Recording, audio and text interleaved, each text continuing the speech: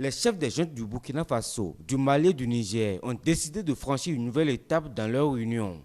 Désormais, ils ont voulu, lors de leur tout premier sommet, confirmer leur divorce d'avec la CEDEAO en intégrant leur alliance au sein d'une confédération. Ils reprochent à la CEDEAO d'être instrumentalisée par la France. Et pour le consultant politique Agapit Napoléon Maforican, ces trois États ne font plus partie de la CEDEAO et ils en tireront les conséquences. Les trois États de l'AES, le Niger, le Burkina et le Mali, ne sont pas dans l'optique de revenir à la CEDEAO. Et puisqu'ils ne le sont pas, ça veut dire qu'ils en tireront les conséquences. C'est vraiment des responsables, c'est des hauts gradés militaires.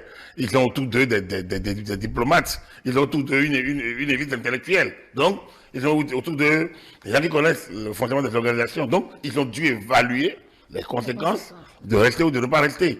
En fait, nous avons, on appelle ça un chassé-croisé, un peu de répondre de berger à la bergère. Et en écoutant aujourd'hui le président Touré, le docteur Touré, le président de la commission de la CEDEAO, on se rend compte simplement que la CEDEAO aussi est en train de tirer les conséquences. En réalité, tout le chapelet des avantages que perdraient les États du Sahel, je pense que c'est un aveu d'incapacité. Mais aussi, le consultant politique complète. Et il revient sur la défense, sinon l'incapacité de la CEDEAO à assumer ses responsabilités, quand bien même elle est connue pour sa compétence.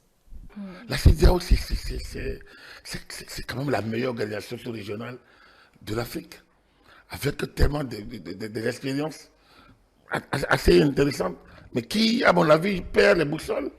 À mon humble avis, mais c'est pas pour. Mais raconter ce que les gens vont perdre alors qu'ils ne sont même plus là. C'est un chassé-croisier. Et l'AES constitue le seul regroupement sous-régional efficient dans le domaine de la lutte contre le terrorisme. La CEDEAO, ayant brillé par son déficit d'implication dans cette recherche, cherche toujours des solutions pour une sortie de crise.